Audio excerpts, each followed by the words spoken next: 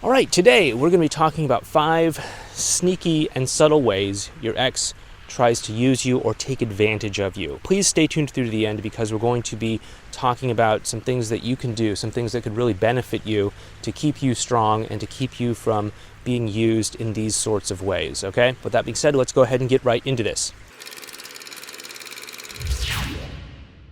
Hey there, it's Clay with modernlove.life.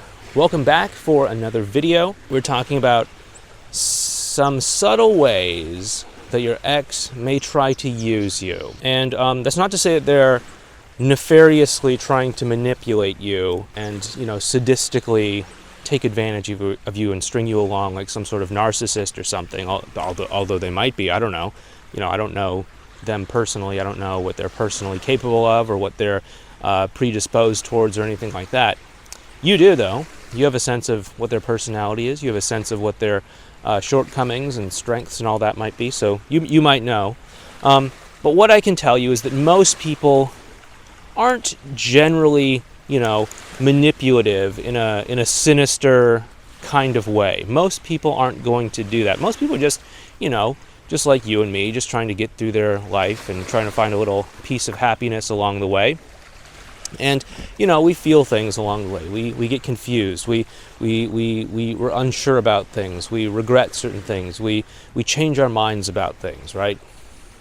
And that's probably where your ex is. I mean, unless, of course, they, have some sort of mental disorder or something, in which case that's a whole other story. Anyway, the first way that they might try to use you is for validation. After a breakup, it's not uncommon for people to have doubts. Regrets. Did I make the right choice? Is this the right thing that I, did? Maybe I should go back. I don't know. Or maybe they're making a decision to take their life in a different direction. Gonna go do the single thing, go out there and date or whatever. Do something else that's a little bit out there for them. They might have some doubts along the way.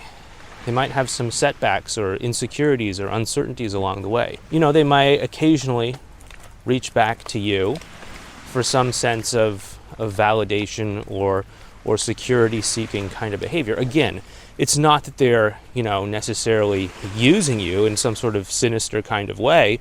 It's just, hey, if you're someone that I know I can talk to and I'm feeling down about myself because, maybe I wanted to go do the whole single life thing or something and I just got rejected by someone, I might talk to you because I know that you can help build me up. I know that you're someone who will listen to me or someone who, is into me or someone who is attracted to me or something like that to help me feel a little bit better.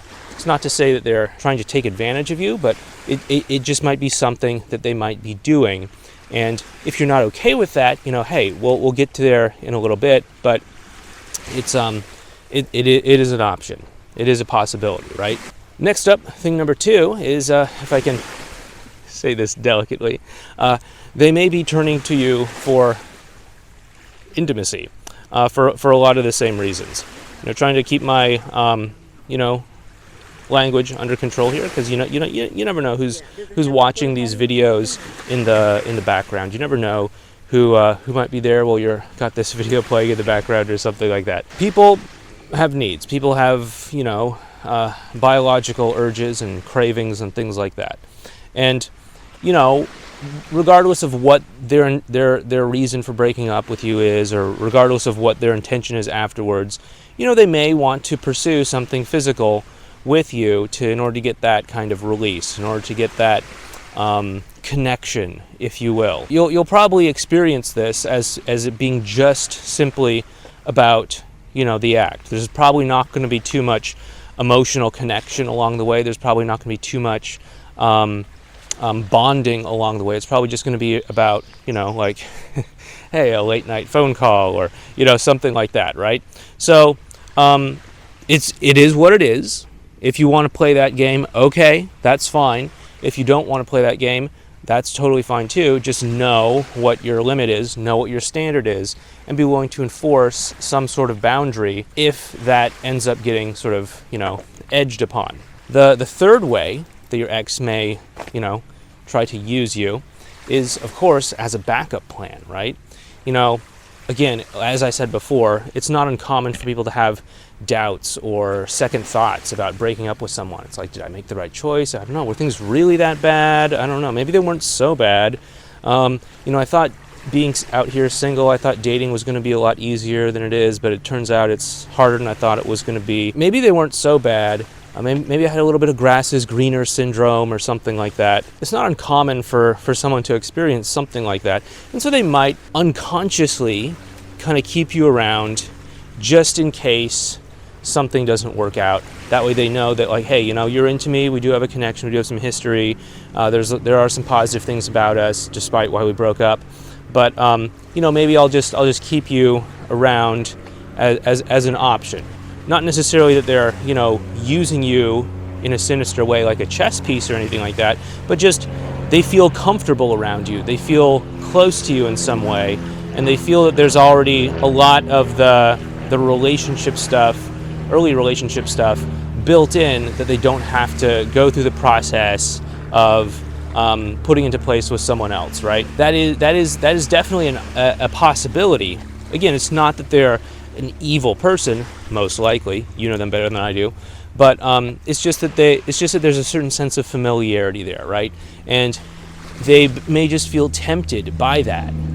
Not that they're, using you necessarily like a narcissist or something, but just that there's a familiarity there that they feel drawn towards.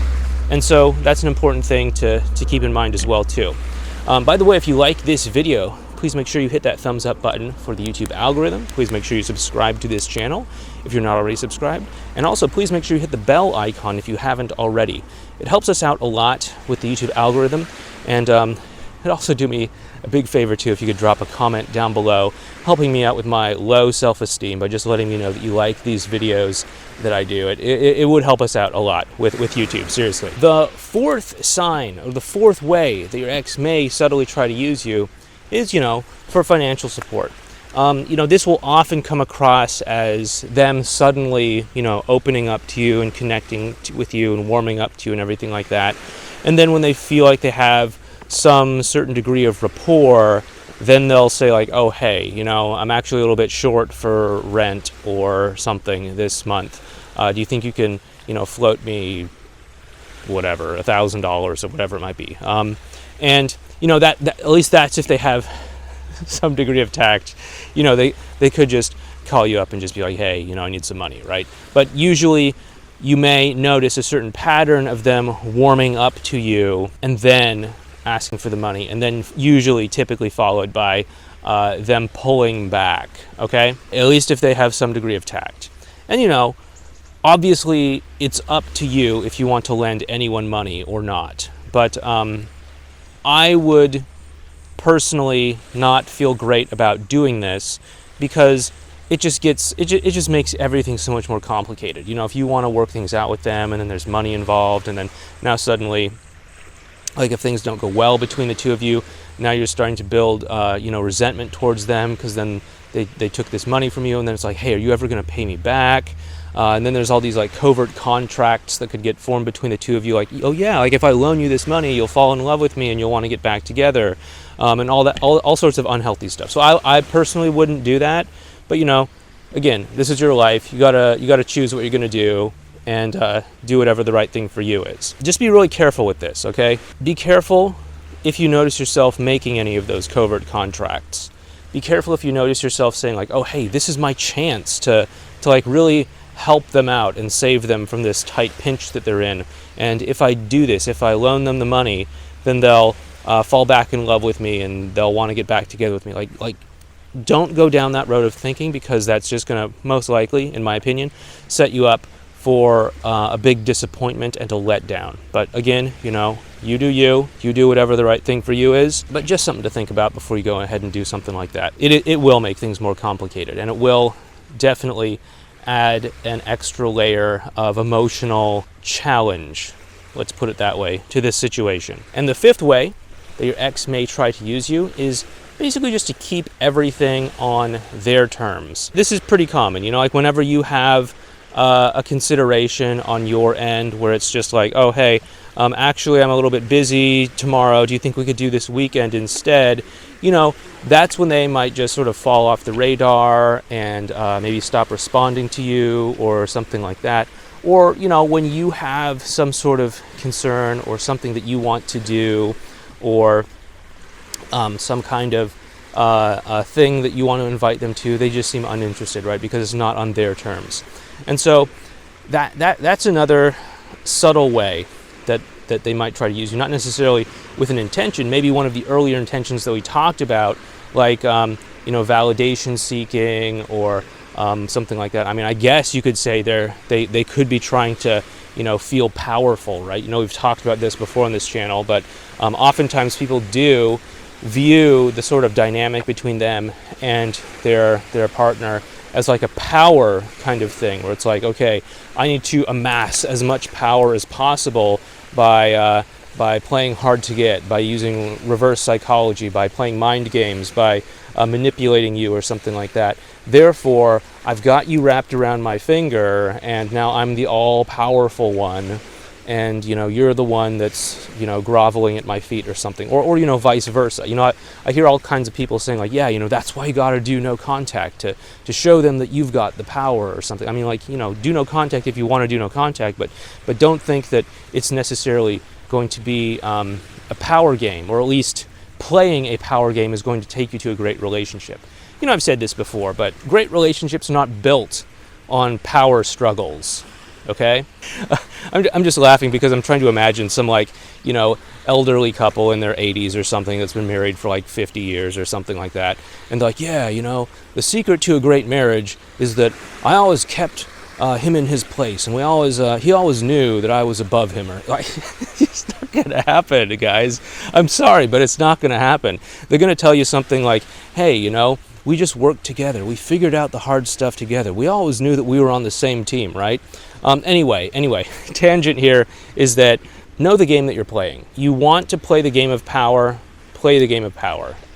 Just don't expect it to give you the benefits of the game of love. If you want to play the game of love, go ahead and play the game of love, and you'll get the results of playing the game of love, which is that you get love, obviously. But if you play the game of power, you might get power, but don't mistake power for love. Same thing with, whoever cares the least controls the relationship. Okay, if you want to pretend like you care the least, you might end up with the results of someone who cares the least, which is that, you're alone and no one likes you or something. I don't know. But just know the game that you're playing. Know the game that you're playing, right? People that just try to earn as much money as possible, hoping that it makes them happy. Yeah, they might end up with a lot of money, but is it going to make them happy? Or are they just going to, say gosh, I wasted a lot of years of my life, saying no to so many friends and things like that.